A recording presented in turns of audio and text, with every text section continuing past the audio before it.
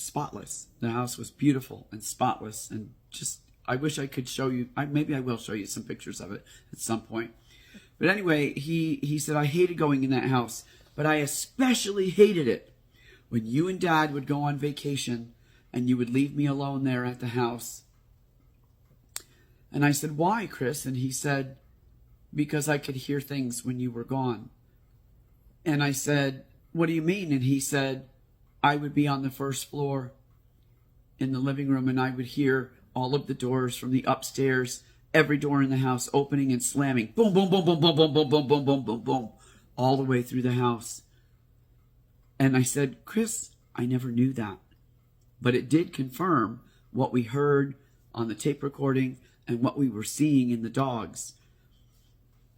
I hope you like the story. If you like the story, please hit the plus button. I'm trying to get to 1,000 followers so that I can bring you more stories and do a live with you. And I think over time, as I start to tell more of the stories that I have, you'll see there are good reasons to do lives so I can answer questions about these things. And also hit the like button. Thank you and have a great day.